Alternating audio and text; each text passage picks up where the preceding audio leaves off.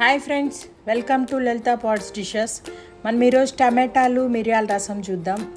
ఒక half KG టమాటాలు తీసుకోండి. హాఫ్ కేజీ టమాటాల్లో ఒక నిమ్మకాయ అంత చింతపండు వేద్దాం.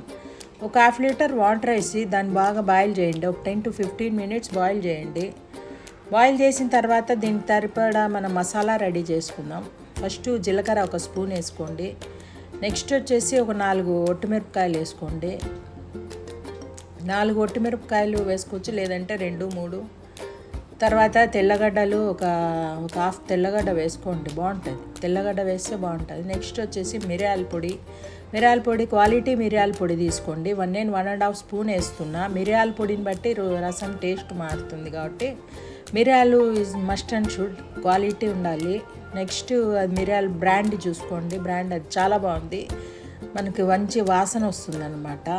గ్రైండ్ చేసేద్దాం దీన్ని. ఇక్కడ ఇది టమాటాలు ఉడికిపోతున్నాయి కాబట్టి మనము దీన్ని బాగా స్మాష్ చేసి దీన్ని ఫిల్టర్ చేసి వాటర్ తీసి పెట్టుకుందాము. ఒక పక్కన వాటర్ అనేసి బాగా తీసేసి ఇది బాగా పప్పు గుత్తితో బాగా స్మాష్ చేసి అంత గుజ్జు అంతా తీసి పక్కన పెట్టేసుకుందాము.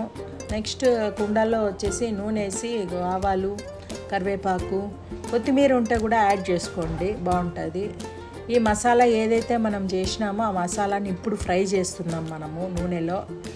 ఈ ఫ్రై చేయటం వల్ల మంచి బాగా స్మెల్ అరోమా బాగా వస్తుందన్నమాట, మనకి చాలా బాగుంటుంది వాసన. కొత్తిమీర ఉంటే కూడా వేసుకోండి. తర్వాత మనం ఏదైతే ఫిల్టర్ చేసి పెట్టినామో రసము అది వేద్దాము. సరిపడా ఉప్పు, పసుపు, కరివేపాకు వేసుకోండి.